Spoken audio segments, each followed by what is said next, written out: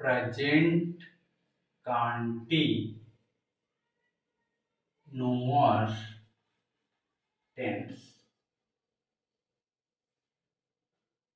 पहचान जिस हिंदी वाक्य रचना के अंत में रहा है,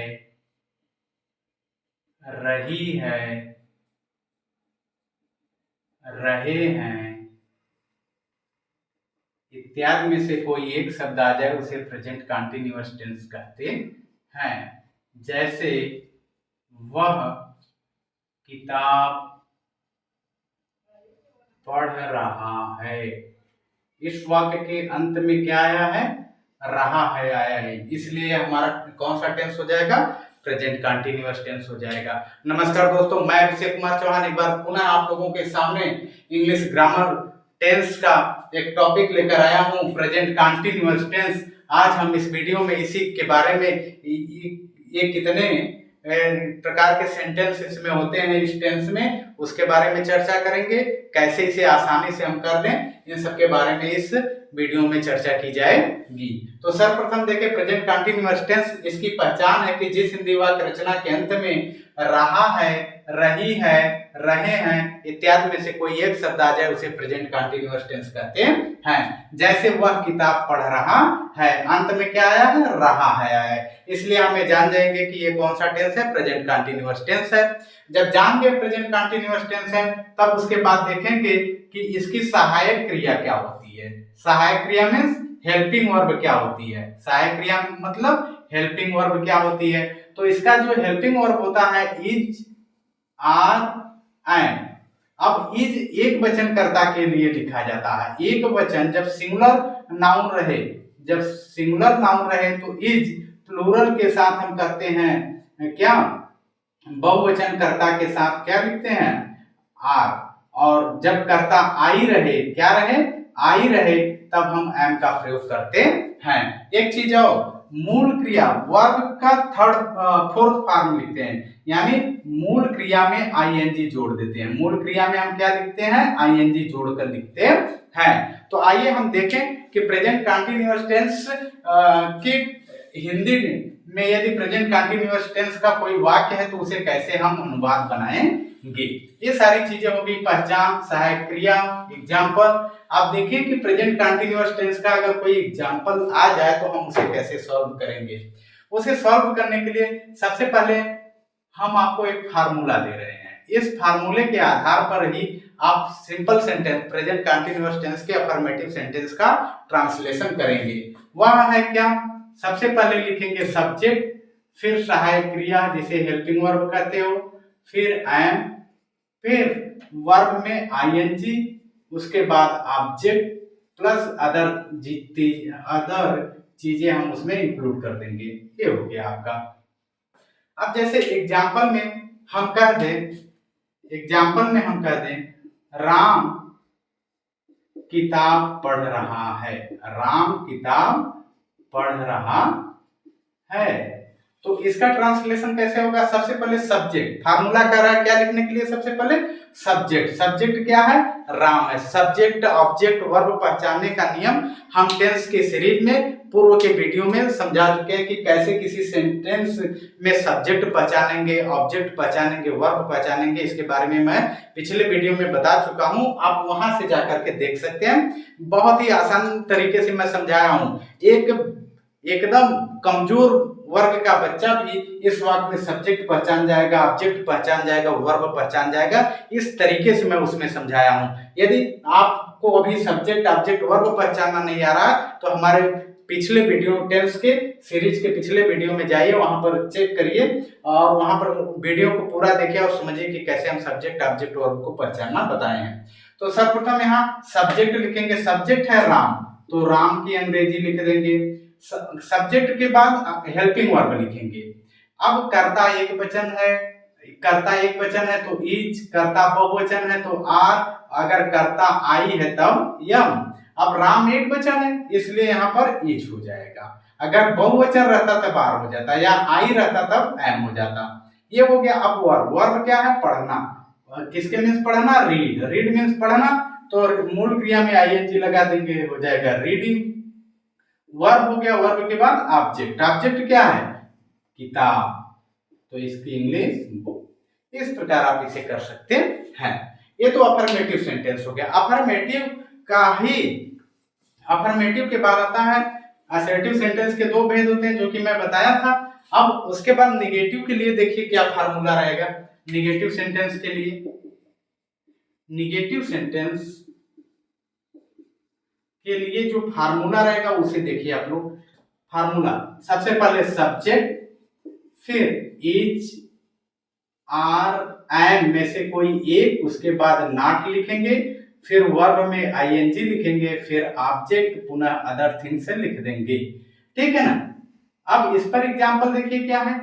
जैसे वे सब बाजार नहीं जा रहे हैं, नहीं जा रहे हैं, वे सब बाजार नहीं जा रहे हैं।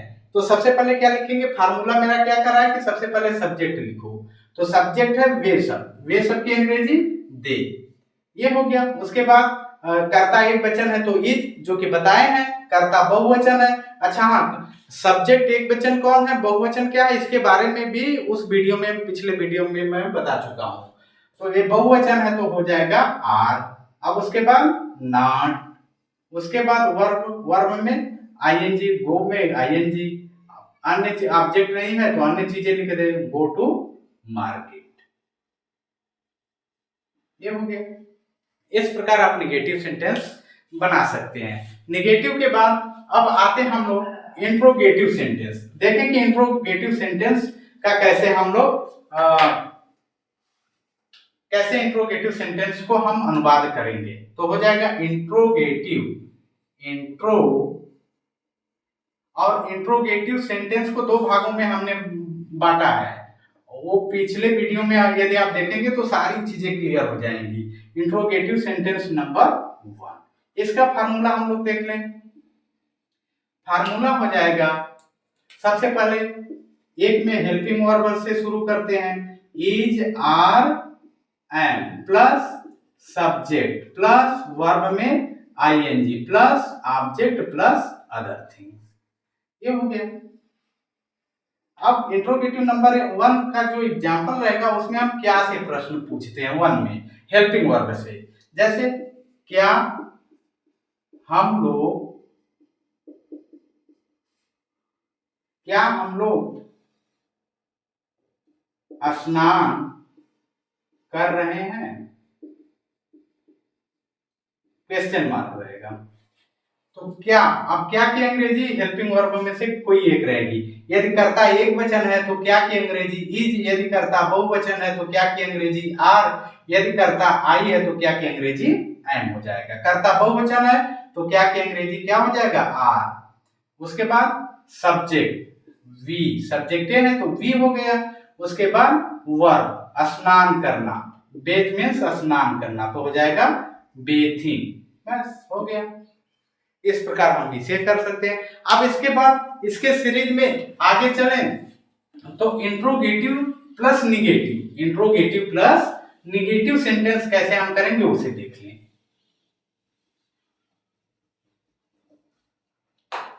Interrogative plus negative sentence number 1, interrogative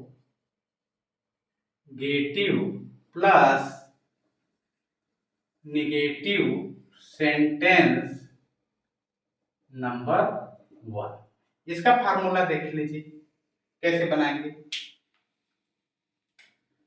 formula है, सब कुछ हो ही रहेगा, सब्जेक्ट के बाद नॉट लगा देना है बस।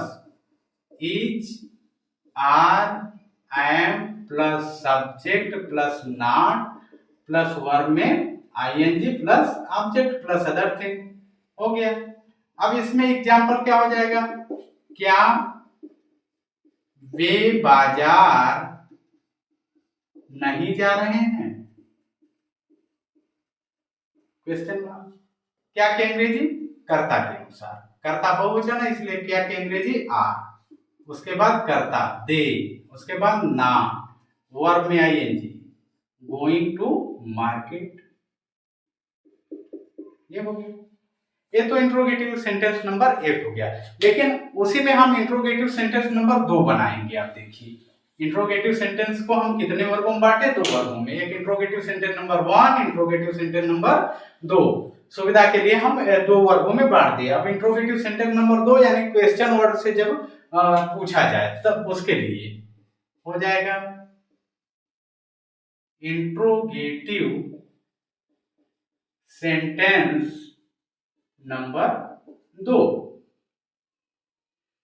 अब इसका फार्मूला देख लीजिए। एक प्रश्नसूचक शब्द जब आ जाए वाक्य के बीच में तो सर्वप्रथम लिखते हैं प्रश्नसूचक शब्द की मूल अंग्रेजी लिखते हैं। प्रश्नसूचक शब्द की मूल अंग्रेजी।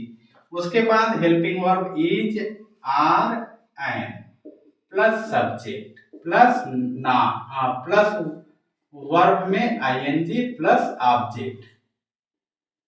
अगर negative interrogative plus negative sentence number 2 करेंगे तो वही सब्जेक्ट के बाद नॉट लगा देंगे। जैसे तुम बाजार क्यों जा रहे हो? क्यों जा रहे हो? तो सबसे पहले प्रश्नसूचक शब्द की मूल अंग्रेजी। प्रश्नसूचक शब्द क्यों यहाँ पर है? क्योंकि अंग्रेजी वाई। अब उसके बाद फार्मूला कर रहा है कि हेल्पिंग वर्ब कर्ता के अनुसार, कर्ता बहुवचन है तो हेल्पिंग वर्ब आर हो जाएगा। फिर उसके बाद सब्जेक्ट यू हो जाएगा। अब उसके बाद वर्ब जाना है तो गो में आईएनजी कर देंगे। ऑब्जेक्ट नहीं है, other things, market, go to market.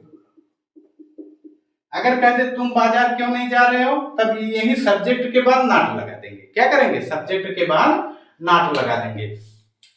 इस प्रकार प्रेजेंट कंटीन्यूअस टेंस में इसके लगभग 6 तरीके के सेंटेंस हो सकते हैं।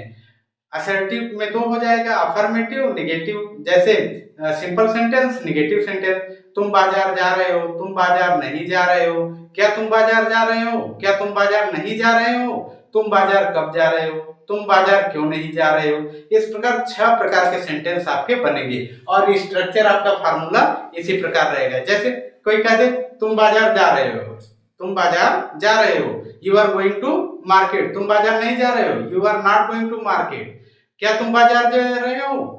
Are you going to market? क्या तुम बाजार नहीं जा रहे हो? Are you not going to market? तुम बाजार क्यों जा रहे हो? Why are you going to market? तुम बाजार क्यों नहीं जा रहे हो? Why are you not going to market? यदि आपको ये याद रहेगी, ये चीजें प्रेजेंट कंटीन्यूअस टेंस के ये जो मैं स्ट्रक्चर फार्मूला बताया, पहचान, सबसे पहले प्रेजेंट कंटीन्यूअस टेंस की पहचान आनी चाहिए कि जिस हिंदी वाक्य रचना केंद्र में रहा है, रही है, रहे में से कोई एक शब्द आ जाए प्रेजेंट कंटीन्यूअस टेंस कहलाता है। उसके बाद उसकी हेल्पिंग वर्ब हमें जानना चाहिए कि इज आर एम होता है, कहाँ इज का प्रयोग होगा, कहाँ आर का प्रयोग होगा, कहाँ एम का। तो एक वचन कर्ता के लिए इज, बहुवचन कर्ता के लिए आर, जब कर्ता मैं आ जाए, आई आ जाए तब एम हो जाएगा। हेल्पिंग वर्ब हो गया। और तीसरी चीज ये ध्यान में रखना कि हेल्पिंग वर्ब के साथ साथ जब मेन वर्ब आएगा तो मेन वर्ब में आपका आईएनजी जुड़ जाता है। जैसे गो है तो आईएनजी गोइंग, कम है तो आईएनजी कमिंग, रन है तो आईएनजी रनिंग, ऐसे आईएनजी जुड़ जाएगा। फिर फार्मूला, सबसे पहले subject, helping verb, main verb, subject हो गया, हेल्पिंग वर्ब हो गया, मेन वर्ब हो गया, ऑब्जेक्ट हो गया, अदर थिंग्स हो गया। उसी के तहत इस चीज को पूरा आप कवर कर लेंगे। यदि आप वीडियो 1-2 बार ध्यान से देख लेंगे तो मुझे उम्मीद है कि प्रेजेंट कंटीन्यूअस टेंस संबंधित कोई भी समस्या आपको नहीं रहेगी। यदि वीडियो अच्छा लगे तो वीडियो को अधिक से अधिक लाइक करें, सब्सक्राइब करें, दोस्तों के साथ शेयर करना ना भूलें। धन्यवाद।